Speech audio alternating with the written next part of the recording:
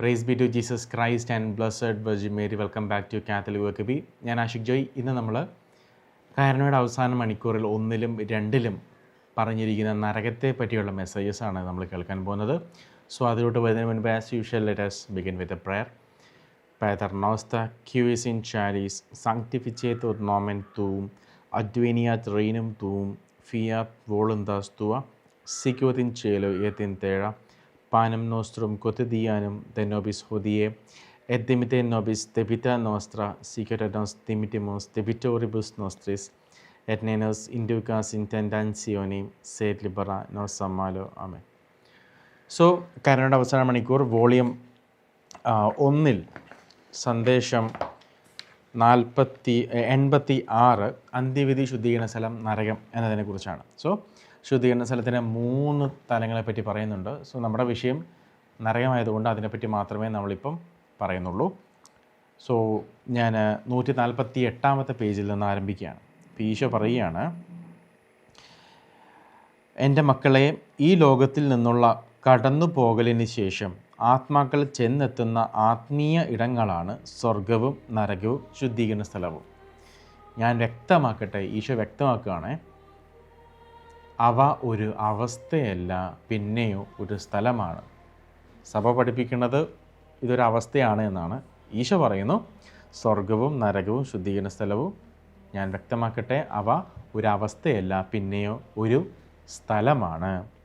സ്നേഹത്തിൻ്റെയും സമാധാനത്തിൻ്റെയും ആനന്ദത്തിൻ്റെയും ദൈവവുമായുള്ള സമ്പൂർണ്ണ ഐക്യത്തിൻ്റെയും ആത്മീയ ഇടമാണ് സ്വർഗം. സ്നേഹത്തിൽ ശുദ്ധീകരിക്കപ്പെടുന്നതിൻ്റെ അഥവാ ശുദ്ധീകരണ അഗ്നിയുടെ സ്ഥലമാണ് ശുദ്ധീകരണ സ്ഥലം. ദഹിപ്പിക്കുന്നതും എന്നാൽ ഒരിക്കലും കെടാത്തതുമായ അഗ്നിയുടെയും പീഡനത്തിൻ്റെയും ആത്മീയ ഇടമാണ് നരകം. അപ്പോൾ ഒരുപക്ഷെ നമുക്ക് മരണശേഷം ഇതൊക്കെ കൂടുതൽ വെളിപ്പെടുമായിരിക്കും. അപ്പോൾ എന്താണെങ്കിലും ഈശോ പറയേണ്ടത് ഇങ്ങനെയാണ്. എന്നിട്ട് ഇനി നരകത്തെപ്പറ്റി ഈശോ പറയാണ്, എൻ്റെ മക്കളെ, നിങ്ങൾ മാരക പാപാവസ്ഥയിൽ ആണെങ്കിൽ വീണ്ടും ചിന്തിക്കാനും പാപം ചെയ്യുന്നത് അവസാനിപ്പിക്കാനും എത്രയും വേഗം എൻ്റെ അടുക്കിലേക്ക് തിരിച്ചു വരാനും ഞാൻ നിങ്ങളോട് അഭ്യർത്ഥിക്കുന്നു. ഞാനിത് പറയാൻ കാരണം എൻ്റെ മുന്നറിയിപ്പ് നിങ്ങളെ മാരക പാപാവസ്ഥയിൽ ആണ് കണ്ടുമുട്ടുന്നതെങ്കിൽ നിങ്ങളുടെ ആത്മാവ് നരകത്തിലേക്ക് പോകും എന്നതുകൊണ്ടാണ്. ഏത് മുന്നറിയിപ്പ്? ഗരബന്താൾ വാണിംഗ്. അപ്പോൾ ഗരബന്താൾ വാണിംഗ് പുസ്തകം ലഭ്യമാണ്. താല്പര്യമുള്ളവർക്ക് ഈ കാണുന്ന വാട്സാപ്പ് നമ്പറിലോ ഡിസ്ക്രിപ്ഷൻ ബോക്സിലെ ലിങ്കിലോ ക്ലിക്ക് ചെയ്ത് കഴിഞ്ഞാൽ നിങ്ങൾക്ക് പുസ്തകം ലഭിക്കുന്നതായിരിക്കും. അപ്പം അതിനകത്ത് വളരെ ഡീറ്റെയിൽ ആയിട്ട് ലോകം മുഴുവനുള്ള ദർശകർക്ക് ലഭിച്ചിട്ടുള്ള, നമുക്ക് കളക്ട് ചെയ്യാൻ പറ്റുന്ന സോഴ്സിൽ നിന്നെല്ലാം കളക്ട് ചെയ്തിട്ടുള്ള മുന്നറിയിപ്പിനെ പറ്റിയുള്ള മെസ്സേജസ് ഉണ്ട്. ഈ വിഷണറീസിൻ്റെ ഇൻ്റർവ്യൂസ് അടക്കം ഡീറ്റെയിൽ ആയിട്ട് എന്താണ് മുന്നറിയിപ്പിൻ്റെ സമയത്ത് സംഭവിക്കുന്നത് എന്നതിനെ പറ്റിയിട്ട് പറയുന്നുണ്ട്. അപ്പോൾ അതിൻ്റെ അകത്ത് കുഞ്ചിത പറയുന്നുണ്ട്, മുന്നറിയിപ്പിൻ്റെ സമയത്ത് പലരും ഹൃദയാഘാതം വന്ന് മരിക്കും. ഈ ഷോക്കിൽ, ഇത് സംഭവിക്കുന്ന ഒരു ഷോക്കിൽ അവരുടെ പാപങ്ങൾ കണ്ടിട്ട്. അപ്പോൾ ഈശോ ഇവിടെ പറയുകയാണ്, ഈശോ പറയുന്നു, ഞാനിത് പറയാൻ കാരണം എൻ്റെ മുന്നറിയിപ്പ് നിങ്ങളെ മാരക പാപ അവസ്ഥയിലാണ് കണ്ടുമുട്ടുന്നതെങ്കിൽ, നിങ്ങൾ മാരക പാപ അവസ്ഥയിലായിരിക്കുമ്പോഴാണ് ഈ ഗരബന്താൾ വാണിംഗ് സംഭവിക്കുന്നതെങ്കിൽ നിങ്ങളുടെ ആത്മാവ് നരകത്തിലേക്ക് പോകും എന്നതുകൊണ്ടാണ്. അനുദപിക്കാൻ ടൈം കിട്ടത്തില്ല. നമ്മളിങ്ങനെ ചായ കുടിച്ചുകൊണ്ടിരിക്കുമ്പോഴായിരിക്കും ഒരു ഉച്ച സമയത്ത് ഈ മുന്നറിയിപ്പ് സംഭവിക്കുന്നത്. ചിലപ്പോൾ നമ്മൾ വണ്ടിയിലായിരിക്കാം, യാത്ര ചെയ്തുകൊണ്ടിരിക്കുന്നതായിരിക്കാം, ചിലർ വ്യഭിചാരം ചെയ്തുകൊണ്ടിരിക്കുന്ന സമയമായിരിക്കാം, പല സിറ്റുവേഷനിൽപ്പെട്ട ആളായിരിക്കാം. നിങ്ങൾ എവിടെയാണെങ്കിലും, നിങ്ങളൊരു തിയേറ്ററിലാണെങ്കിലും, ഒരു കൂൾ ബാറിലാണെങ്കിലും, ഒരു ഹോട്ടലിലാണെങ്കിലും, റൂമിൻ്റെ അകത്താണെങ്കിലും, ഒരു ഗുഹക്കകത്താണെങ്കിലും, ഇത് നമ്മളെല്ലാവരും അനുഭവിക്കും. നമ്മുടെ ആത്മാവിൽ അനുഭവിക്കുന്ന കാര്യമാണ്. നക്ഷത്രങ്ങൾ കൂട്ടിമുട്ടി കുരിശ് കാണുന്നത് പുറത്തിറങ്ങുന്നവർക്ക് കാണാം. പക്ഷെ അതിനുശേഷം സംഭവിക്കുന്ന ഇല്ലുമിനേഷൻ ഓഫ് കോൺഷ്യസ്നസ്, നമുക്ക് 7 വയസ്സ് മുതൽ നമ്മൾ നന്മ തിന്മ തിരിച്ചറിയുന്ന പ്രായം മുതൽ ചെയ്തിട്ടുള്ള സകല നന്മ തിന്മകളും ദൈവം നമുക്ക് കാണിച്ചു തരികയാണ് ഒരു വീഡിയോയിൽ എന്നതുപോലെ. ഈ സമയത്ത് നമുക്കിത് കാണണ്ടെന്ന് പറഞ്ഞിരിക്കാൻ പറ്റത്തില്ല. കാരണം ദൈവം ആത്മാവിൽ അയക്കുന്ന മെസ്സേജാണ് ഇല്ലുമിനേഷൻ ഓഫ് കോൺഷ്യസ്നസ്. ഈ സമയത്ത് എന്ത് സംഭവിക്കും? മാരകപാപം, കുമ്പസാരിക്കാത്ത മാരകപാപം ഏതെങ്കിലും ഉണ്ടെങ്കിൽ, അല്ലെങ്കിൽ മാരകപാപം ചെയ്തുകൊണ്ടിരിക്കുന്ന വ്യക്തിയാണെങ്കിൽ ഈശോ പറയുന്നു, നിങ്ങൾ നരകത്തിലോട്ട് പോകും. എന്നിട്ട് ഈശോ തുടരുകയാണ്, മുന്നറിയിപ്പിന് മുൻപായി അനുദപിക്കാത്തവരെല്ലാം മരിക്കും. ഇതൊന്നും എൻ്റെ വേർഡ്സ് അല്ലേ, ഈശോയുടെ വാക്കുകളാണ്. മുന്നറിയിപ്പിന് മുൻപ്, ഗർഭന്താൾ വാണിങ്ങിന് മുൻപ് ആരെങ്കിലും അനുദപിക്കാത്തവരുണ്ടെങ്കിൽ അവരെല്ലാം മരിക്കും. എല്ലാം എന്നാണ് ഈശോ ഉപയോഗിച്ചിരിക്കുന്ന വാക്ക്. അതുകൊണ്ട് മറുതലിക്കുന്ന മക്കളെ വീണ്ടും ചിന്തിക്കുക, എന്തെന്നാൽ എൻ്റെ ആഗമനത്തിൻ്റെ ദിനം സമീപിച്ചിരിക്കുന്നു. മനുഷ്യരാശി രണ്ടായി വേർതിരിക്കപ്പെടും, ചെമ്മരിയാടുകളും കോലാടുകളുമായി അവർ വേർതിരിക്കപ്പെടും. അന്ത്യവിധി ഒരു മഹാനിമിഷം ആയിരിക്കും, അവിശ്വസനീയമായ ഒരു സന്ദർഭം. സോ അന്ത്യവിധി കഴിഞ്ഞാൽ നമുക്കിനി ഒന്നും ചെയ്യാൻ പറ്റത്തില്ല, നമുക്ക് അപ്പീലൊന്നും കൊടുക്കാൻ പറ്റത്തില്ല. സുപ്രീം കോടതിയിലൊക്കെ അപ്പീൽ കൊടുക്കുന്നത് പോലെ അന്ത്യവിധിയിൽ തീരുമാനിച്ചൊരു കാര്യം തീരുമാനിച്ചതാണ്, അതാണ് അന്ത്യവിധി. പിന്നീട് വിധിയില്ല. വാർണിംഗ്, ഗർഭന്താൾ വാർണിംഗ് ഒരു മിനി ജഡ്ജ്മെൻറ്റ് എന്ന് പറയുന്നത് ഇതുകൊണ്ടാണ്. എന്താണ്? അന്ത്യവിധിക്ക് ശേഷം നമുക്ക് വീണ്ടും അപ്പീലില്ല, പിന്നെ നന്നായിട്ട് ജീവിച്ചോട്ടെ ഈശോയെ ഒരു അവസരം കൂടി എനിക്ക് തരുമോ എന്ന് ചോദിക്കാനും പറ്റത്തില്ല. എന്നാൽ ഗർഭന്താൾ വാർണിംഗ് മിനി ജഡ്ജ്മെൻറ്റാണ്. ആ സമയത്ത് എന്ത് സംഭവിക്കുന്നു? നമ്മൾക്ക് ദൈവം ഒരു അവസരം കൂടി തരികയാണ്. നമ്മൾ മരിക്കുന്നില്ലെങ്കിൽ, വാർണിങ്ങിൻ്റെ സമയത്ത് മരിക്കുന്നില്ലെങ്കിൽ നമുക്ക് ദൈവം നന്നായിട്ട് വിശുദ്ധ ജീവിക്കാനുള്ള ഒരു ചാൻസും കൂടി ഈശോ തരികയാണ്. അതുകൊണ്ടാണ് അതിന് മിനി ജഡ്ജ്മെൻ്റ് എന്ന് വിളിക്കുന്നത്. അപ്പോൾ കർത്താവ് പറയുകയാണ്, അന്ത്യവിധി ഒരു മഹാനിമിഷമായിരിക്കും, അവിശ്വസനീയമായ ഒരു സന്ദർഭം. അന്ത്യവിധിയുടെ സമയത്ത് നമ്മളെല്ലാവരും കാണും. ആദം മുതൽ അബ്രഹാമും സ്നാപയോഹനാനും മോശയും ഏലിയയും എലീശയും പരിശുദ്ധമ്മയും ഔസപിതാവും പിന്നെ നമ്മുടെ മരിച്ചു പോയിട്ടുള്ള വ്യക്തികളും കുടുംബക്കാരും ബന്ധുക്കാരും എല്ലാവരും കാണും. ആ സമയത്ത് നമ്മുടെ പാവങ്ങൾ ഇങ്ങനെ സ്ക്രീനിൽ കാണിക്കുമ്പോൾ നാണം കെടാതിരിക്കണമെങ്കിൽ ഇന്ന് നമ്മൾ അനുദപിച്ച് വിശുദ്ധിച്ച് നയിക്കണം. ഇങ്ങനെ പേടിച്ചിട്ട് കുമ്പസാരിക്കരുത്, ആത്മാർത്ഥമായ കുമ്പസാരം, പെർഫെക്റ്റ് കുമ്പസാരം. പെർഫെക്റ്റ് കൺട്രീഷനും ഉണ്ട്, ഇംപെർഫെക്റ്റ് കൺട്രീഷനും ഉണ്ട്. അതായത് ആത്മാർത്ഥമായ അനുതാപവും അടിമ മനസ്താപവും രണ്ടുമുണ്ട്. അതിൽ നമുക്ക് വേണ്ടത് ആത്മാർത്ഥമായിട്ടുള്ള അനുതാപമാണ് നമുക്ക് വേണ്ടത്. അപ്പോൾ കർത്താവ് പറയാണ്, ആദവും ഈശോ ഇവിടെ പറഞ്ഞിരിക്കുന്നു, ആദവും ഹവ്വയും മുതൽ ഭൂമിയിലെ അവസാനത്തെ മനുഷ്യൻ വരെ സകല മനുഷ്യരും വിധിക്കപ്പെടുന്ന സമയം. അന്നേരം നമുക്ക് അബ്രഹാമിനെയും ഏലിയായി പ്രവാചകൻ മോശയും കണ്ടിട്ട് അതിശയിക്കാനും ടൈം കിട്ടത്തില്ല. അവരൊക്കെ കണ്ട് ഹായ് എന്ന് പറയാനൊന്നും ടൈം ഉണ്ടാകത്തില്ല. കാരണം എന്താ? ഇപ്പം അറിയാം ഇത്രയും കാലം ജീവിച്ചിട്ട് സ്വർഗത്തിലോട്ടോ നരകത്തിലോട്ടാണോ എന്നുള്ളത് അന്ന് നമുക്കറിയാൻ പറ്റും. തന്നത്തെ വിധിയിൽ നമ്മൾ അറിയും. ഞാൻ പറഞ്ഞു വരുന്നത്, അന്ന് ഭൂമിയിൽ നമ്മൾ ജീവിച്ചിരിക്കുന്ന വ്യക്തികളാണെങ്കിൽ, ഈശോ രണ്ടാമത് വരുമ്പോൾ ഭൂമിയിൽ ജീവിച്ചിരിക്കുന്നവരാണെങ്കിൽ നമ്മൾ മരണമില്ലാതെയാണ് അന്ത്യവിധിയിലോട്ട് പ്രവേശിക്കാൻ പോകുന്നത്. അപ്പം നമുക്കറിയാം നമ്മൾ കയറുമോ ഇല്ലയോ എന്ന്. ഈ സമയത്ത് ഏലിയായും സ്നാപയോഹനാനെയൊക്കെ കണ്ട് ഹായ് പറയാനുള്ള ടൈമൊന്നും നമുക്ക് ആ സമയത്തില്ല. അപ്പോൾ ആദവും ഹവയും മുതൽ ഭൂമിയിലെ അവസാന മനുഷ്യൻ വരെ സകല മനുഷ്യർ വിധിക്കപ്പെടുന്ന സമയം. നല്ലവർക്ക് പ്രതിഫലം നൽകപ്പെടും, ദുഷ്ടരോ നിത്യശിക്ഷയിലേക്ക് പോകും. സോ നമ്മൾ മനസ്സിലാക്കുക, അന്ത്യവിധിക്ക് ശേഷമല്ല ഒരാൾ നരകത്തിലോട്ട് പോകുന്നത്. തന്നത്തെ വിധിയുടെ സമയത്ത് 10 മണിക്ക് ഒരാൾ മരിക്കുമ്പോൾ 10 മണിക്ക് തന്നെ സ്വർഗത്തിലോ നരകത്തിലോ ഈ വ്യക്തിയുടെ ആത്മാവ് പോകുന്നുണ്ട്. അന്ത്യവിധിയുടെ സമയത്ത് ദൈവം എല്ലാവരുടെയും മുൻപാകെ കാണിച്ചു തരുന്നു എന്തുകൊണ്ട് ഈ വ്യക്തി സ്വർഗത്തിൽ പോയി, എന്തുകൊണ്ട് ഈ വ്യക്തി നരകത്തിൽ പോയി. അത്രമാത്രം വ്യത്യാസമുള്ളൂ. ഇത് വചനത്തിൽ വ്യക്തമായി പറയുന്നുണ്ട്. നാം ഓരോരുത്തരും നമ്മുടെ ശാരീരികത്തിൽ ചെയ്തിട്ടുള്ള നന്മ തിന്മകൾക്ക് പ്രതിഫലം വാങ്ങാൻ ക്രിസ്തുവിനെ ന്യായാസനത്തിന് മുൻപിൽ നിൽക്കേണ്ടി വരും ഓരോരുത്തരും. അതാണ് തനത് വിധി.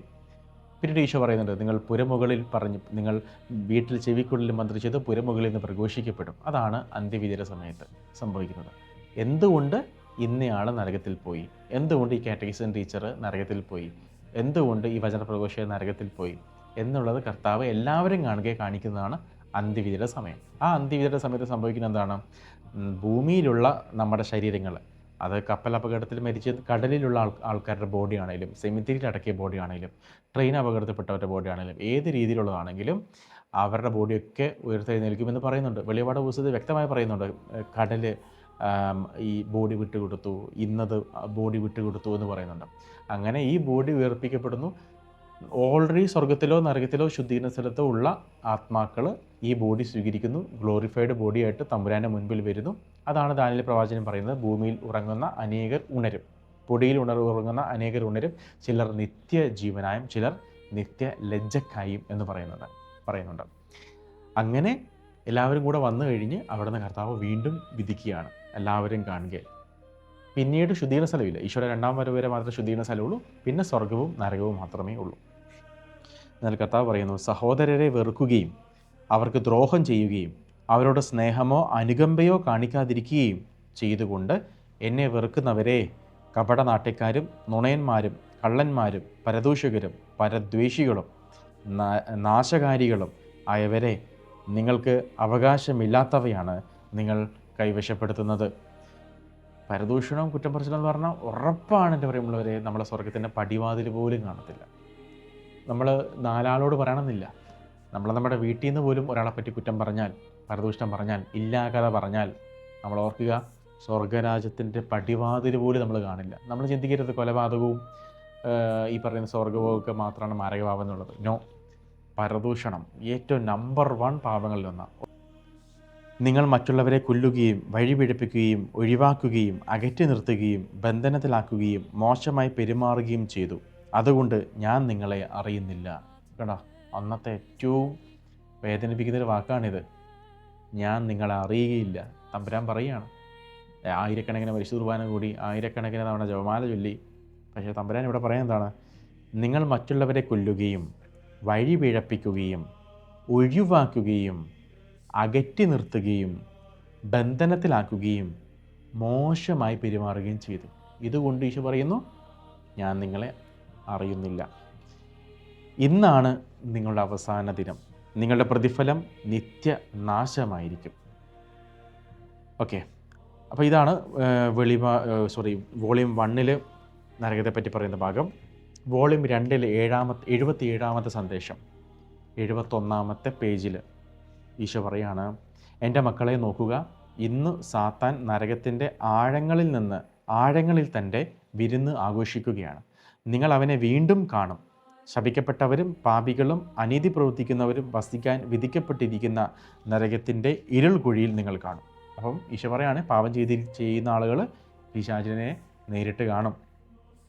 ആരൊക്കെയാണ്?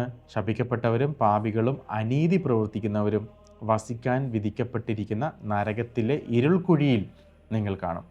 അവർ അവിടെ എങ്ങനെയാണ് അഗ്നിയാൽ പൊതിയപ്പെട്ടിരിക്കുന്നതെന്നും നിങ്ങൾ കാണും. എൻ്റെ മക്കളെ, അവരെല്ലാം അശുദ്ധാരൂപികളാണ്. വീണ്ടും ചിന്തിക്കുക, നരകം പൂർണ്ണമായും അഗ്നിമയമാണ്. റോമിലെ വിശുദ്ധ ഫ്രാൻസിസിൻ്റെ പുസ്തകവും കുറച്ച് കോപ്പീസ് അവൈലബിൾ ആണ്. വളരെ ഡീറ്റെയിൽ ആയിട്ട് ഓരോ പാപം ചെയ്തിട്ടുള്ള ആളുകൾക്കും നരകത്തിൽ ശിക്ഷ പറയുന്നുണ്ട്. നമുക്ക് സഹിക്കാൻ പറ്റത്തില്ല അത് വായിക്കുമ്പോഴും. അപ്പോൾ ഈശോ പറയുകയാണ്, നരകം പൂർണ്ണമായും അഗ്നിമയമാണ്. കംപ്ലീറ്റ് തീയാണ്. അവിടെ മുഴുവൻ പാപികളാണ്. മാത്രവുമല്ല, നരകം നിത്യകാലത്തേക്കുള്ളതാണ്. ഏറ്റവും പെയിൻഫുൾ ഇതാണ്. കുറച്ച് കാലം നരകത്തിലിട്ട് പീഡിപ്പിക്കപ്പെട്ട് പിന്നീട് ഇപ്പുറത്തോട്ട് വരാം, സ്വർഗത്തോട്ട് കയറാം. നോ. എന്നാൽ ഒരു 500 വർഷം, 5000 വർഷം, 5000 കോടി വർഷം ഇല്ല. എറ്റേണിറ്റി, ഇൻഫിനിറ്റി, അവസാനമില്ല. ഇതെന്താ പ്രോബ്ലം എന്ന് പറഞ്ഞാൽ, ദൈവം ഒരു വാക്ക് പറഞ്ഞാൽ പിന്നെ മാറ്റത്തില്ല എന്ന് നമുക്കറിയാം. കാരണം പിന്നെ ദൈവമല്ല, ഒരു വാക്ക് പറഞ്ഞാൽ മാറ്റിക്കഴിഞ്ഞാൽ. അവിടെ നിത്യത എന്ന് പറഞ്ഞാൽ അത് നിത്യതയായിരിക്കും. അതാണ് ഏറ്റവും അപകടം. പിന്നെ ആത്മാവ് നിത്യതയോടെ സൃഷ്ടിക്കപ്പെട്ടതായതുകൊണ്ട് ആത്മാവിനെ ഏതെങ്കിലും നിത്യതയിലേക്ക് നിർബന്ധമായിട്ട് പോകേണ്ടി വരും. നമ്മുടെ പ്രവൃത്തി അനുസരിച്ച് നിത്യജീവനിലോട്ടോ നിത്യനാശത്തിലോട്ടോ. അപ്പോൾ ആത്മാവ് ഓരോ തവണ ഈ നരകത്തിൻ്റെ കുഴിയിൽ, ഈ ലാവയിൽ വീഴുന്നു, പീഡിപ്പിക്കപ്പെടുന്നു, പിശാചുകൾ പീഡിപ്പിക്കപ്പെടുന്നു. വീണ്ടും ഇത് തന്നെ, ഒരു നിമിഷം റെസ്റ്റ് ഇല്ലാതെ. ആ വിശുദ്ധ ഫ്രാൻസിസിൻ്റെ പുസ്തകം വായിച്ചിട്ടുണ്ടെങ്കിൽ നിങ്ങൾക്ക് തീർച്ചയായിട്ടും മനസ്സിലാവും. ഇതിന് അവസാനമില്ലെന്നേ, അവസാനമില്ല. ഒന്ന് ചിന്തിച്ച് നോക്കൂ. ഈ കടുകൊക്കെ പൊട്ടിക്കുമ്പോൾ ഈ തിളച്ച എണ്ണ നമ്മുടെ മേത്തുനിന്ന് തെറിക്കും അല്ലേ? എന്നാൽ ആ കടുകടക്കം നമ്മുടെ ദേഹത്തോട്ട് 1 മണിക്കൂർ ഒഴിച്ചാൽ എങ്ങനെ ഉണ്ടാവും? 1 മണിക്കൂർ പോയിട്ട് 1 സെക്കൻഡ് പോലും ചിന്തിക്കാൻ പറ്റുന്നില്ല. അങ്ങനെയെങ്കിൽ നിത്യതയോളം നമ്മുടെ ശരീരത്തിൽ എവിടെയൊക്കെ പാപം ചെയ്തോ ആ അവയവങ്ങളിലും ശരീരം മുഴുവനും നിത്യതയോളം പീഡിപ്പിക്കപ്പെടുന്ന അവസ്ഥ ആലോചിച്ച് നോക്കിയേ. ഇത് ചിന്തിക്കുമ്പോഴേ ചിലർ പറയും, എന്തിനാണ് എപ്പോഴും ഇങ്ങനെ പീഡിപ്പിക്കുന്നത്? ഇതാണ് നമ്മുടെ പ്രശ്നം. ഇതാണ് നമ്മുടെ പ്രോബ്ലം. ഒരു കല്യാണത്തിന് വിളിച്ചില്ലെങ്കിൽ പിന്നെ വെറുപ്പാ, ഒരു മാമോദീസയ്ക്ക് വിളിച്ചില്ലെങ്കിൽ വെറുപ്പാ, പ്രാർത്ഥനാ ഗ്രൂപ്പിൽ പ്രാർത്ഥന ലീഡ് ചെയ്യാൻ ജപമാല ചൊല്ലാൻ വിളിച്ചില്ലെങ്കിൽ വെറുപ്പാ, ആരാധന ലീഡ് ചെയ്യാൻ വിളിച്ചില്ലെങ്കിൽ വെറുപ്പാ. എന്തിനു പറയുന്നു? ഒരു പരിചയമില്ലാത്ത വ്യക്തികൾ വണ്ടി ഓടിച്ചുകൊണ്ട് പോകുമ്പോൾ സൈഡ് കൊടുക്കാത്തതിന് തെറി പറയുന്നു, അവിടെ ഇരുന്ന് റോട്ടിൽ നിന്ന് തർക്കിക്കുന്നു, വെറുക്കുന്നു, പോകുന്നു. എന്തുകൊണ്ടാണ്? നമുക്ക് ഈ ചിന്തയില്ലാത്തതുകൊണ്ടാണ്. നാളെ മരിച്ച് ഇതിലേതെങ്കിലും ഒന്ന് തിരഞ്ഞെടുക്കേണ്ടവരാണ്. നമ്മളെ ചിന്തയില്ലാത്തതുകൊണ്ടാണ് നമ്മൾ അഹങ്കരിക്കുന്നത്. ഈ ഒരു ചിന്ത ഉള്ള വിശുദ്ധരാകുമ്പോൾ നമ്മൾ എന്ത് ചെയ്യും? കല്യാണത്തിന് വിളിച്ചില്ലെങ്കിലും നാളെ അവനെ കാണുമ്പോൾ പള്ളിയിൽ നിന്ന് കാണുമ്പോൾ നമ്മൾ സ്നേഹത്തോടെ സംസാരിക്കും. എനിക്ക് സുഖമാണോ നമ്മൾ സംസാരിക്കും. അതാ ഈശോ പറഞ്ഞു, മറ്റുള്ളവർ നിങ്ങളോട് ചെയ്തു തരണമെന്ന് നിങ്ങൾ ആഗ്രഹിക്കുന്നില്ല, നിങ്ങൾ അവരോട് ചെയ്യുവിൻ. ആരെങ്കിലും നമ്മളെ വേദനിപ്പിച്ചാൽ നമ്മൾ അവർക്ക് അങ്ങോട്ട് ഉപകാരം ചെയ്തു കൊടുക്കും. നമ്മളെപ്പറ്റി പരദൂഷണം പറഞ്ഞാൽ നമുക്കറിയാം ഇന്നയാൾ പരദൂഷണം പറഞ്ഞിട്ടുണ്ട്, എന്നാലും നമ്മളവരെ കാണുമ്പോൾ കെട്ടിപ്പിടിക്കും. ഇതൊക്കെ പറ്റുന്നത് എപ്പോഴാണ്? ഇതൊക്കെ നമ്മൾ ഫേസ് ചെയ്യേണ്ടി വരും എന്നൊരു ബോധ്യം വരുമ്പോഴാണ്. അതിനാണ് ഇത് റിപ്പീറ്റഡായിട്ട് ഇത് തന്നെ പറഞ്ഞുകൊണ്ടിരിക്കുന്നത്. എൻ്റെ ലൈഫ് മാറിയത് അങ്ങനെയാണ്. എൻ്റെ ലൈഫ് മാറ്റം വന്നതൊക്കെ നിത്യജീവനെ പറ്റി മാത്രം ചിന്തിച്ചിട്ട്, വേറെ ഒന്നും ചിന്തിച്ചിട്ടില്ല. എറ്റേണൽ ലൈഫിനെ പറ്റി മാത്രം ചിന്തിക്കുമ്പോഴാണ് നമ്മൾ ആര് നമ്മളെ വേദനിപ്പിച്ചാലും നമുക്കത് എഫക്റ്റ് ആവത്തില്ല. അങ്ങനെയാണ് നമ്മൾ ഈ വിശുദ്ധരെ ജീവിച്ചതുപോലെ നമ്മൾ ജീവിക്കേണ്ടത്. ഒരാളോടും ഒരു വിദ്വേഷവും പകയില്ലാതെ ഒരു സൂപ്പർ ക്ലാസ് ജീവിതം, ഒരു ഫസ്റ്റ് ക്ലാസ് ജീവിതം എളിമപ്പെട്ടുകൊണ്ട് നമ്മൾ എത്ര മനോഹരമാണ് അങ്ങനെ ജീവിതം. ഒരു ടെൻഷനും ഇല്ല നമുക്ക്. നാളെ പള്ളിയിൽ പോകുമ്പോൾ അയ്യോ അവളെ കാണണ്ടേ, അല്ലെ അവനെ കാണണ്ടേ, ഇന്ന ആളെ കാണണ്ടേ, എങ്ങനെ ചിരിക്കും, ഇതൊക്കെയാണ് പലരും ഞായറാഴ്ച പള്ളിയിൽ പോകുമ്പോൾ ഓർക്കുന്നത്. അപ്പോൾ നമുക്കൊരിക്കലും പൊളിറ്റിക്സ് കളിക്കണം തോന്നില്ല. എനിക്ക് പാരിഷ് കൗൺസിൽ സെക്രട്ടറി സ്ഥാനം വേണം, എനിക്ക് പ്രസിഡന്റ് സ്ഥാനം വേണം, എനിക്ക് ഇന്ന സ്ഥാനം വേണം. വിട്ടുകൊടുക്കും. എന്ന് എടുത്തോ, നീ പാരിഷ് സെക്രട്ടറിയുടെ സ്ഥാനം എടുത്തോ, എനിക്ക് നിത്യജീവൻ മതിയടാ. ഈ ലെവലിലോട്ട് നമ്മുടെ ചിന്തകൾ വരണമെങ്കിൽ, എളിമപ്പെടാൻ പറ്റണമെങ്കിൽ നിത്യജീവനെ പറ്റി ചിന്തിക്കണം. അതിനാണ് റിപ്പീറ്റായിട്ട് പറയുന്നത്. ഇനി ഇത് കേട്ടിട്ട് ഭയം തോന്നുന്നുണ്ടെങ്കിൽ പരീക്ഷയ്ക്ക് പഠിക്കാതെ പോകുന്ന കൊച്ചിനെ മാത്രമേ ഭയക്കേണ്ടതുള്ളൂ. അപ്പോൾ നമ്മൾ പ്രിപ്പയർഡ് അല്ല എന്നാണ് അർത്ഥം ഭയം വരുന്നുണ്ടെങ്കിൽ. ഓക്കെ, പണ്ട് കാലത്ത് ഞാൻ ബൈബിൾ വായിക്കും ബോധപൂർവ്വം ചെയ്യുന്ന കാര്യമുണ്ട്. നരകത്തെ പറ്റിയുള്ള ഭാഗം വായിക്കത്തില്ല, എനിക്ക് ടെൻഷനാവുന്നു. ബാക്കി സ്വർഗ്ഗത്തെ പറ്റിയൊക്കെ വായിക്കുന്നു. എന്നിട്ട് ഞാൻ ചുമ്മാ പ്രത്യാശിക്കും ഞാനിവിടെ പോകുമെന്ന്. പക്ഷേ കാര്യങ്ങൾ അറിഞ്ഞു തുടങ്ങിയപ്പോൾ ഡീറ്റെയിൽ ആയിട്ട് വായിക്കാൻ തുടങ്ങി. അപ്പോഴാണ് നമ്മളതിൻ്റെ ആ ഒരു പുത്രൻ നൽകുന്ന സ്വാതന്ത്ര്യം അനുഭവിക്കാൻ തുടങ്ങി. അപ്പോൾ ഇപ്പോൾ ഇത് വായിക്കുമ്പോഴൊന്നും നമുക്ക് ടെൻഷൻ ഇല്ല. ഓക്കെ, അപ്പം ഈശോ തുടരുകയാണ്. മാത്രവുമല്ല നരകം നിത്യകാലത്തേക്കുള്ളതാണ്. ദൈവം കരുണാമയനാകിയാൽ എങ്ങനെയാണ് അവരെ ഇത്തരമൊരു ശിക്ഷയിലേക്ക് പറഞ്ഞയക്കുന്നതെന്ന് ചിന്തിക്കുന്നവരുണ്ട്. അതെ എൻ്റെ മക്കളെ, നിത്യപിതാവ് കരുണാമയനാണെന്നത് സത്യം തന്നെ. എന്നാൽ അവിടുന്ന് നീതിമാനുമാണ്. ഓരോരുത്തർക്കും അവർ അർഹിക്കുന്നത് തന്നെ അവിടുന്ന് നൽകുകയും ചെയ്യുന്നു. നിങ്ങളുടെ ഇടയിൽ തന്നെ എത്ര ദുഷ്ടാരൂപികൾ ഉണ്ടെന്ന് നോക്കുക. പാപികളുടെ ആത്മാക്കൾ എപ്രകാരമാണ് തങ്ങളുടെ പാപങ്ങൾക്കായി ദണ്ഡനമേൽക്കുന്നതെന്നും കാണുക. ഇനി മറ്റൊരു സന്ദേശം 107 അധ്യായം 90 പേജിൽ ഈശോ പറയുന്നു, വീണ്ടും ഞാൻ നരകത്തെക്കുറിച്ച് സംസാരിക്കാൻ ആഗ്രഹിക്കുന്നു. ദൗർഭാഗ്യകരമെന്ന് പറയട്ടെ, നരകത്തിലേക്ക് പോകുന്ന ആത്മാക്കൾ അനവധിയാണ്. അവർ നിത്യകാലത്തേക്ക് പിശാചിൻ്റെ പ്രതികാരം നിറഞ്ഞതും ഹീനവും ഒരിക്കലും വാക്കുകൾ കൊണ്ട് വിവരിക്കാനാകാത്തതുമായ ആധിപത്യത്തിന് കീഴിലായിരിക്കും. അൺഎക്സ്പ്ലെയിനബിളാണ്. അതുകൊണ്ടാണ് ഈശോ പറയാത്തത്, എക്സ്പ്ലെയിൻ ചെയ്യാത്തത്. അത് എക്സ്പ്ലെയിൻ ചെയ്താലും മനസ്സിലാകത്തില്ല നമുക്ക്. അതുകൊണ്ടാണ് അതിൻ്റെ ചെറിയൊരു ഗ്ലിംസ് മാത്രം, ഒരു പൊട്ട് മാത്രം ഈ ചില വിശുദ്ധർക്ക് കാണിച്ചു കൊടുക്കുന്നു. വിശുദ്ധ ഫ്രാൻസിസിനെ പോലുള്ള ദർശകർക്ക്, വിശുദ്ധ ഫൗസ്റ്റീനെ പോലുള്ള ദർശകർക്ക് ചെറുത്. വിശുദ്ധ ഫൗസ്റ്റീനയുടെ നിങ്ങൾ നോക്കണം, വിശുദ്ധ ഫൗസ്റ്റീനയുടെ ഡയറി പേജ് നമ്പർ എനിക്ക് ഓർമ്മയില്ല, നരകത്തെപ്പറ്റി വിശദമായി പറയുന്നുണ്ട്. നരകത്തിലെ 7 സാധനങ്ങളെ പറ്റി പറയുന്നുണ്ട്. അത് വായിക്കുമ്പോൾ തന്നെ നമുക്ക് മനസ്സിലാവും നരകത്തിൻ്റെ ഭീകരത എത്രത്തോളം ഉണ്ടെന്ന്. എന്നിട്ട് അവസാനം ഫൗസ്റ്റീനെ പറഞ്ഞിരിക്കുകയാണ്, ഇതൊക്കെ വെറും നരകത്തിൻ്റെ നിഴല് മാത്രമാണെന്ന്. ഇതൊന്നും ഈ എഴുതിയിരിക്കണതൊന്നും നമ്മൾ നേരിട്ട് കാണുന്ന പോലെയല്ല, ഇത് നിഴല് മാത്രമാണ്. HD ക്വാളിറ്റിയിൽ മരിച്ചു കഴിഞ്ഞാൽ നേരിട്ട് നമുക്ക് മനസ്സിലാകത്തുള്ളൂ. ഈ പറഞ്ഞതൊക്കെ വെറും നിഴല് മാത്രമാണ്, യാഥാർത്ഥ്യം ഇതിലും എത്രയോ ഭീകരമാണ് എന്നാണ് ഫൗസ്റ്റീന പറയുന്നത്.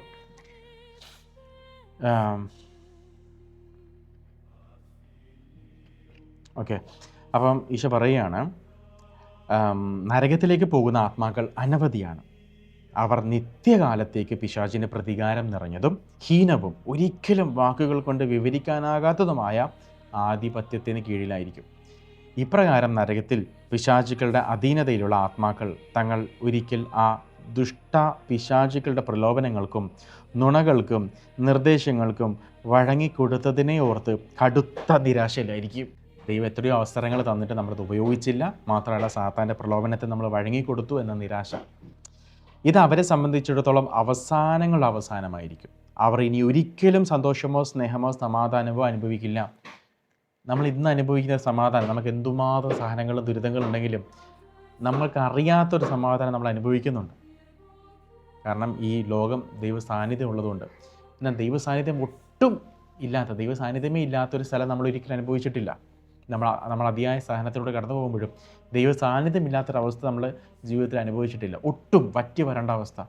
അങ്ങനെയുള്ള സ്ഥലമാണ് നരകം. അതുകൊണ്ട് തന്നെ അവർക്ക് അവിടെ ഒരിക്കലും ഈശോ പറയാണ് സന്തോഷമോ സ്നേഹമോ സമാധാനമോ അനുഭവിക്കില്ല അവർ. കണ്ണുകൾക്ക് കാണാൻ കഴിയുന്നിടത്തോളം, അഥവാ വർഷങ്ങൾ കടന്നു പോകുന്നിടത്തോളം അവർ എല്ലായ്പ്പോഴും നിരാശയിൽ കഴിയേണ്ടി വരും. എല്ലായ്പ്പോഴും വേട്ടയാടപ്പെട്ട്, എല്ലായ്പ്പോഴും നിന്ദിക്കപ്പെട്ട് അവർ തങ്ങളുടെ നിത്യത ചെലവഴിക്കും. അവസരം കിട്ടുമ്പോൾ അവരും മറ്റുള്ളവരെ ആക്രമിക്കും. നരകത്തിൽ അങ്ങോട്ടും ഇങ്ങോട്ടും ആക്രമണമുണ്ട്. അത് ഈ വിശുദ്ധ ഫ്രാൻസിസ് കണ്ട ദർശനത്തിലുണ്ട്. പക്ഷേ നിർഭാഗ്യകരമെന്ന് പറയട്ടെ, അവർക്ക് ഒരിക്കലും സമാശ്വാസം ലഭിക്കില്ല. അവർ തെറി വിളിക്കുന്നു, അസഭ്യം വിളിക്കുന്നു, ദൈവദൂഷണം പറയുന്നു, സ്വയം പഴിക്കുന്നു, മറ്റുള്ളവരെ ആക്രമിക്കുന്നു. അവർ പശ്ചാത്തപിക്കുകയും അലറിക്കരയുകയും ബഹളം വെക്കുകയും ചെയ്യും. കാരണം നരകത്തിൽ അവർ ചെയ്ത പാപത്തെ ഓർത്തിട്ട് അവർ പശ്ചാത്തപിക്കുന്നുണ്ട്. പക്ഷെ നോ യൂസ്, ഇൻ വെയിൻ, ഒരു ഉപകാരവും ഉണ്ടാകത്തില്ല. എന്നാൽ അവരെ സഹായിക്കാൻ നിത്യകാലവും ആരും വരാനില്ല. ഇനി ഒരു രക്ഷകൻ അവർക്ക് വേണ്ടി ജനിക്കാനില്ല. രക്ഷകൻ വന്നു, ഒന്ന് പരിശുദ്ധ കുർബാനയ്ക്ക് പോയാൽ മതിയായിരുന്നു, ഒന്ന് കുമ്പസാരിച്ചാൽ മതിയായിരുന്നു, ഒന്ന് ഈ പരദൂഷണം പറച്ചിൽ നിർത്തിയാൽ മതിയായിരുന്നു. പക്ഷെ ചെയ്തില്ല. ഈശോ 108-ാമത്തെ ചാപ്റ്ററിൽ തുടരുകയാണ്. നരകത്തിലെ അസഹനീയമായ തീയിൽ അവർ വെന്തെരിയും. അവർ ഒരിക്കലും പരസ്പരം സഹായിക്കില്ല. അവർ ഇനി ഒരിക്കലും സ്നേഹിക്കില്ല. ഭൂമിയിലായിരുന്നപ്പോൾ തങ്ങളുടെ ജീവിതത്തിൽ പ്രവർത്തിക്കാൻ ദൈവത്തെ അനുവദിക്കാമായിരുന്നു എന്നവർ തങ്ങളുടെ കഠിന പീഡകളുടെ നടുവിൽ ഓർക്കും. കേട്ടോ, ഭൂമിയിലായിരുന്നപ്പോൾ തങ്ങളുടെ ജീവിതത്തിൽ പ്രവർത്തിക്കാൻ ദൈവത്തെ അനുവദിക്കാമായിരുന്നു എന്ന് അവർ തങ്ങളുടെ കഠിന പീഡകളുടെ നടുവിൽ ഓർക്കും. ഈ അസഹനീയമായ പശ്ചാത്താപം അവരെ സദാ വേട്ടയാടും. ഈ കുറ്റബോധം വിശുദ്ധ ഫ്രാൻസിസിൻ്റെ പുസ്തകത്തിൽ പറയുന്നുണ്ട്. ഈ പിശാചുക്കൾ ഇവിടെ പീഡിപ്പിച്ചുകൊണ്ടിരിക്കുമ്പോൾ ഇടയ്ക്കിടയ്ക്ക് ഇത് പറഞ്ഞുകൊണ്ടിരിക്കും, നീ അന്നിങ്ങനെ ചെയ്തുകൊണ്ടല്ലേ പൊന്നുമോനെ നീ ഇവിടെ കിടക്കേണ്ടത് എന്നിങ്ങനെ ഇടയ്ക്കിടയ്ക്ക് അവരെന്ത് കാരണം കൊണ്ടാണ് നരകത്തിലെത്തത് അത് തന്നെ പറഞ്ഞ് ഇവരെ കുറ്റബോധപ്പെടുത്തിക്കൊണ്ടേയിരിക്കും. ഇതാണ് പിശാചുക്കളുടെ, ഇതാണ് വളരെ അസഹനീയമായിട്ടുള്ള കാര്യം. നമ്മുടെ ഫാദർ ജോസ് മണിയങ്ങാത്തച്ഛൻ പറയുന്നുണ്ട്, ഏത് അവയവമാണോ പാപം ചെയ്യാൻ ഉപയോഗിച്ചത് ആ അവയവത്തിലാണ് പിശാചുകൾ പീഡിപ്പിച്ചുകൊണ്ടിരിക്കുന്നത്. നാവാണെങ്കിൽ നാവ്, കണ്ണാണെങ്കിൽ കണ്ണ്, അങ്ങനെയാണ്. ഇത് പീഡിപ്പിച്ചുകൊണ്ടിരിക്കുന്ന സമയത്ത് പിശാചുക്കൾ ഇങ്ങനെയും കൂടെ കുറ്റപ്പെടുത്തുന്നുണ്ട്. നീ അന്നിങ്ങനെ ചെയ്തുകൊണ്ടല്ലേ പൊന്നുമോനെ, നിൻ്റെ അടുത്ത് ധ്യാനത്തിന് പോകാൻ പറഞ്ഞതല്ലേ, നിൻ്റെ അടുത്ത് ഒന്ന് കുമ്പസാരിക്കാൻ പറഞ്ഞതല്ലേ, നീ ഒരു 5 മിനിറ്റ് കുമ്പസാരിച്ചിരുന്നെങ്കിൽ നിനക്ക് ഈ നിത്യത കിടക്കേണ്ടി വരൂ എന്നൊക്കെ നിരന്തരം കുറ്റപ്പെടുത്തിക്കൊണ്ടിരിക്കുക പിശാച്. കാരണം ഈ അസഹനീയമായ പശ്ചാത്താപം അവരെ സദാ വേട്ടയാടും. കാരണം ഇനിയൊരു തിരിച്ചുപോക്ക് സാധ്യമല്ലല്ലോ.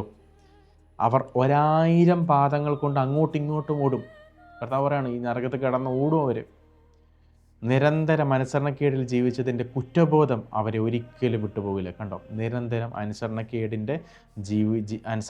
ജീവിച്ചതിൻ്റെ കുറ്റബോധം അവരെ ഒരിക്കലും വിട്ടുപോകില്ല. ദൈവത്തെ അനുസരിക്കാതിരുന്നത്, രോഷം, ലജ്ജ, പ്രതികാര ചിന്ത, ശാപം, ഭീകരത എന്നിവ അവരെ വിടാതെ പിന്തുടരും.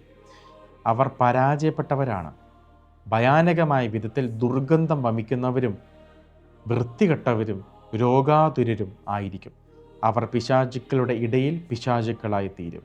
അവർ പിശാചുക്കളെ വെറുക്കുന്നു, ഒപ്പം അവർ തങ്ങളെ തന്നെയും വെറുക്കുന്നു. ഇതാണ് നരകത്തിലെ സങ്കടകരവും അറപ്പുളവാക്കുന്നതുമായ അവസ്ഥ. നിർഭാഗ്യവശാൽ അവിടെ എത്തിപ്പെടുന്ന ആത്മാക്കളുടെ എണ്ണം വളരെ കൂടുതലാണ്. അവർ അവിടെ ചെന്നെത്തുന്നത് ദൈവത്തെ പോലും വെറുത്തുകൊണ്ട് അവർ എടുക്കുന്ന തങ്ങളുടെ സ്വന്തം തീരുമാനവും ഇച്ഛയും അനുസരിച്ചാണ്. ഒരാളെയും നമുക്ക് പഴിക്കാൻ പറ്റത്തില്ല കേട്ടോ. നമ്മുടെ സ്വന്തം കയ്യിലിരിപ്പ് കൊണ്ടും നമ്മൾ സ്വതന്ത്രമായി എടുത്ത തീരുമാനം കൊണ്ടും മാത്രമാണ് ഒരാൾ നരകത്തിൽ പോണത്. വേറെ ഒരാളെ നമുക്ക് പഠിക്കാൻ പറ്റത്തില്ല. അവർക്ക് വേണ്ടി മറ്റുള്ളവർക്ക് ഒന്നും ചെയ്യാൻ കഴിയില്ല. അവരുടെ വിധി മുദ്ര വെക്കപ്പെട്ട് കഴിഞ്ഞു. അവർ നരകത്തിലെ വിസ്മൃതിയുടെ ആഴങ്ങളിലേക്ക് മുങ്ങിപ്പോകുന്നു. 109-ാമത്തെ ചാപ്റ്റർ. സ്വർഗത്തിലെത്തുന്ന ആത്മാക്കൾക്ക് അവിടെ വെച്ച് ഒരു മഹത്വപൂർണമായ ശരീരം ലഭിക്കുന്നു. അവർക്ക് ശപിക്കപ്പെട്ട ആത്മാക്കളെക്കുറിച്ച് ഒന്നും അറിഞ്ഞുകൂടാ. ഇത് വേറെ ഒരു ന്യൂ നോളജാണ്. അതായത് സ്വർഗത്തിലെത്തിയിട്ടുള്ള ആത്മാക്കൾക്ക് ഇവിടെ നമ്മൾ ഭൂമിയിലായിരിക്കും, നമുക്കറിയാം നരകത്തിലെ അവസ്ഥ എന്തൊക്കെയാണ്. പക്ഷേ സ്വർഗത്തിൽ നമ്മൾ എത്തിക്കഴിഞ്ഞാൽ നമുക്ക് ഈ ശപിക്കപ്പെട്ട ആത്മാക്കളെക്കുറിച്ചുള്ള ചിന്ത പോലും ഉണ്ടാകത്തില്ല, ഒന്നും അറിഞ്ഞുകൂടാ എന്ന് പറയുന്നുണ്ട്. അതുപോലെ മറ്റ് ചില ആരോ പറഞ്ഞത് ഞാൻ വായിച്ചിട്ടുണ്ടായിരുന്നു, ഈ ഈശോയുടെ രണ്ടാം വരവിന് മുൻപ് ഒരുപാട് പീഡനങ്ങളിലൂടെ കടന്നുപോയില്ല നമ്മൾ, ഇതുവരെ ലോകം കണ്ടിട്ടില്ലാത്ത പീഡനങ്ങൾ. എന്നിട്ട് സ്വർഗത്തിലെത്തിക്കഴിഞ്ഞാൽ ഈ കഴിഞ്ഞ പീഡനങ്ങളൊന്നും നമുക്ക് നമ്മുടെ മൈൻഡിൽ ഉണ്ടാകത്തില്ല എന്നാണ് പറയുന്നത്. അങ്ങനെ ഒരു കൂട്ടർ ഉണ്ടെന്നത് തന്നെ അവർക്കറിയില്ല. കണ്ടോ, സ്വർഗത്തിൽ എത്തിക്കഴിഞ്ഞാൽ ഇങ്ങനൊരു നരകത്തിൽ പോയിട്ടുള്ളൊരു കൂട്ടർ തന്നെ ഉണ്ടോ എന്ന് പോലും അവർക്ക് അറിയാൻ പറ്റത്തില്ല എന്നുള്ളതാണ് പറയുന്നത്. അതായത് അല്ലെങ്കിൽ എന്താ സംഭവിക്കുന്നറിയോ, നമ്മളിപ്പം സ്വർഗത്തിലെത്തി, നമ്മുടെ പ്രിയപ്പെട്ട ആൾ മരിച്ചുപോയി, പക്ഷെ നരകത്തിൽ പോയി. അപ്പം നമ്മൾ അറിഞ്ഞു ഈ വ്യക്തി നരകത്തിൽ പോയി എന്നുള്ളത്. പിന്നെ സ്വർഗത്തിൽ നമുക്ക് സമാധാനത്തോടെ ജീവിക്കാൻ പറ്റുമോ? അതുകൊണ്ടായിരിക്കാം നമ്മുടെ കൂട്ടത്തിൽ ആൾ നരകത്തിൽ പോയെന്നോ ആ ആൾ ജീവിച്ചിട്ടുണ്ടായിരുന്നോ എന്ന് പോലും ഉള്ള ചിന്ത നമുക്കുണ്ടാവില്ല എന്നാണ് പറയുന്നത്. അവർക്ക് ശപിക്കപ്പെട്ട ആത്മാക്കളെക്കുറിച്ച് ഒന്നും അറിഞ്ഞുകൂടാ. അങ്ങനെ ഒരു കൂട്ടർ ഉണ്ടെന്ന് തന്നെ അവർക്കറിയില്ല. ദൈവവും അവിടുത്തെ വിശുദ്ധരും മറന്നു കളഞ്ഞ ആ ആത്മാക്കൾ ഒരിക്കലും ജീവിച്ചിരുന്നിട്ടേയില്ലായിരുന്നു എന്ന വിധത്തിലായിരിക്കും അവരുടെ അസാന്നിധ്യം സ്വർഗത്തിൽ അനുഭവപ്പെടുക. അതായത് ഇങ്ങനൊരു സംഭവമേ നടന്നിട്ടില്ല, ഇങ്ങനൊരു നരകത്തിനെ പറ്റിയിട്ട് അല്ലെങ്കിൽ നരകത്തിൽ പോയിട്ടുള്ള ആൾക്കാരെ പറ്റിയിട്ട് ഇവർക്ക് അറിയത്ത് പോലുമില്ല എന്ന രീതിയിലായിരിക്കും അവർ ജീവിക്കുക. നരകത്തിലെ ഈ ആത്മാക്കൾ അവഗണിക്കപ്പെട്ടവരും അറിയപ്പെടാത്തവരും ദൈവചിന്തയിൽ നിന്ന് മായ്ച്ചു കളയപ്പെട്ടവരും തിരസ്കൃതരും ആയിരിക്കും. അപ്പോൾ ഇതിൽ ഈശോ പറയണത് എന്താണ്? ദൈവം പോലും അവരെ പറ്റി ചിന്തിക്കുന്നില്ലെന്നാണ്. പിന്നെ നമ്മളൊന്നും ഇതിൻ്റെ ഭീകരത പറഞ്ഞിട്ട് കാര്യമില്ല. ഇതിനപ്പുറത്ത് വേറെ ഭീകരതയില്ല. ദൈവം പോലും അവരെ പറ്റി ചിന്തിക്കുന്നില്ല. അപ്പോൾ ഇവിടെ പറയണത് എന്താണ്? ഈ ആത്മാക്കൾ ഒരിക്കലും ജീവിച്ചിരുന്നിട്ടേയില്ല എന്ന ലെവലിലായിരിക്കും സ്വർഗത്തിലെ ആൾക്കാരുടെ ജീവിതം. നമ്മൾ പറയത്തില്ലേ, ഞാൻ പള്ളിയിൽ പോണ സമയത്ത് അവൻ എന്നെ കാണാത്തത് പോലെ പോയി. അതായത് ഇങ്ങനെ ഒരാൾ അടുത്തൂടെ പോയെന്ന് പോലും നമ്മൾ മൈൻഡ് ചെയ്യുന്നില്ല. അതുപോലെയാണ് ഈ പറയണത്, സ്വർഗത്തിലുള്ള വിശുദ്ധരൊക്കെ എങ്ങനെയാണ് ജീവിക്കുന്നത്, ഇങ്ങനെ ഒരു കൂട്ടരുണ്ടെന്ന് തന്നെ അവർക്ക് അറിയത്തില്ല. ഇതുകൊണ്ടായിരിക്കാം ഈശോ യൂദാസിനെ പറ്റി പറയുന്നത് അവൻ ജനിക്കാതിരുന്നെങ്കിൽ നല്ലതായിരുന്നു. കാരണം ഈശോയ്ക്ക് അറിയാം നരകത്തിൻ്റെ പീഡനങ്ങൾ. പിന്നീട് ഈശോ തുടരുകയാണ്, നിത്യതയുടെ കാലം മുഴുവൻ അവർ തങ്ങളുടെ ഈ വിരസവും ലജ്ജാകരവുമായ അവസ്ഥയെക്കുറിച്ച് കലഹിച്ചു കൊണ്ടിരിക്കും. അവർ പൂർണ്ണമായും നിഷേധ ചിന്തകളാൽ ഭരിക്കപ്പെടുന്നവരായിരിക്കും. എളിമയുടെ ഒരു ചെറിയ പ്രവൃത്തി ചെയ്യാൻ സമ്മതിക്കുന്നതിനേക്കാൾ 1000 തവണ മരിക്കാനായിരിക്കും അവർ ഇഷ്ടപ്പെടുക. അവർ പരസ്പരം വെറുക്കുന്നു. അവർ മൃഗീയരും വൃത്തികെട്ടവരും ആക്രമണകാരികളും ക്രൂരന്മാരും ആയിരിക്കും. അവർക്ക് ഇനിയൊരു പ്രതീക്ഷയും അവശേഷിച്ചിട്ടില്ല. ഒരു നന്മയും അവർക്കിനി വരാനില്ല. വെറുപ്പുളവാക്കുകയും ക്ഷോഭിപ്പിക്കുകയും ചെയ്യുന്ന തരത്തിലുള്ള അങ്ങേയറ്റത്തെ വൈരൂപ്യവും വൃത്തികേട് മാത്രമായിരിക്കും അവരുടെ മുൻപിലുള്ളത്. 162 സന്ദേശം, അതിന് മുൻപ് 161 സന്ദേശം ഇതിനോട് ചേർത്ത് ഞാൻ വായിക്കട്ടെ. കുമ്പസാരത്തെ പറ്റിയിട്ട് ഈശോ പറയാണ്, തങ്ങളുടെ ആത്മാക്കളെ എല്ലാത്തരം പാപങ്ങളിൽ നിന്നും ശുദ്ധീകരിച്ച് നിർമ്മലവും നവോന്മേഷം നിറഞ്ഞതുമായി സൂക്ഷിക്കാനായി കുമ്പസാരിക്കണമെന്ന് എൻ്റെ എല്ലാ വിശ്വാസികളോടും ഞാൻ ആഹ്വാനം ചെയ്യുന്നു. ഒരു പാപി പോലും നഷ്ടപ്പെട്ടു പോകാൻ ഞാൻ ആഗ്രഹിക്കുന്നില്ല. അതുകൊണ്ട് നിർഭാഗ്യ പാപികളുടെ മാനസാന്തരത്തിനായി പ്രാർത്ഥിക്കുക. ഓർക്കുക, ചില ആത്മാക്കളെ പ്രാർത്ഥന കൊണ്ട് രക്ഷപ്പെടുത്താൻ കഴിയും, എന്നാൽ അനേകം ആത്മാക്കളെ നിങ്ങളുടെ സഹനം കൊണ്ടും അതിലുമധികം ആത്മാക്കളെ നിങ്ങളുടെ പരിഹാര പ്രവൃത്തികൾ കൊണ്ടും രക്ഷപ്പെടുത്താൻ കഴിയും. ചിലർ പ്രാർത്ഥിച്ചാൽ മാനസാന്തരപ്പെടും, ചിലർക്ക് പരിഹാരവും പ്രായശ്ചിത്തമൊക്കെ ആവശ്യമാണ്, എന്നാലേ മാനസാന്തരപ്പെടുകയുള്ളൂ. അതുകൊണ്ട് ഈ ഭൂമിയിൽ നിങ്ങളുടെ ലക്ഷ്യം സ്വന്തം ആരോഗ്യമോ സമ്പത്തോ സൗഹൃദമോ പണമോ ഒന്നുമല്ല എന്ന് മനസ്സിലാക്കുക. ഈ ഭൂമിയിൽ നിങ്ങളുടെ പ്രധാന ദൗത്യം ആത്മാക്കളുടെ രക്ഷയാണ്. ഈ ഭൂമിയിൽ നിങ്ങളുടെ പ്രധാന ദൗത്യം ആത്മാക്കളുടെ രക്ഷയാണ്.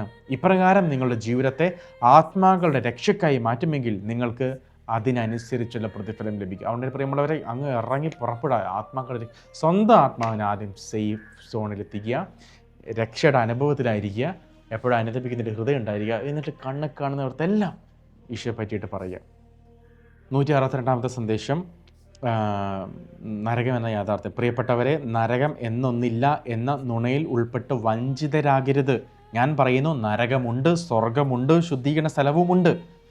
നരകം എന്നൊന്നില്ല എന്നും നരകത്തിലെ ജീവിതം ഭൂമിയിൽ തന്നെ ജീവിച്ച് തീർക്കുന്നു എന്നുമൊക്കെ ചിലർ പറയുന്നത് നിങ്ങൾ കേട്ടിട്ടുണ്ടാകും. ഇങ്ങനെ പറയുന്ന മക്കൾ തിരുവചനത്തെക്കുറിച്ച് അറിവില്ലാത്തവരാണ്. അവരെ പിശാച് വഞ്ചിച്ചിരിക്കുകയാണ്. അഗ്നി തടാകം എന്നൊന്നുണ്ട്. അവിടെ ആത്മാക്കൾ എന്നിൽ നിന്ന് വേർപെട്ട് വിലാപത്തിലും സഹനത്തിലും കഴിയുന്നു. അത് ദൈവം തീരുമാനിച്ചത് കൊണ്ടല്ല, പിന്നെയോ തങ്ങളുടെ തന്നെ സ്വാതന്ത്ര്യത്തെ അവർ ദുരുപയോഗിച്ചത് കൊണ്ടാണ്. പാപത്തിൽ തന്നെ സ്ഥിരമായി തുടരുകയും അനുദിപ്പിക്കാതിരിക്കുകയും ചെയ്യാൻ നിങ്ങളെ പ്രേരിപ്പിക്കുന്നത് പിശാചിൻ്റെ തന്ത്രമാണ്.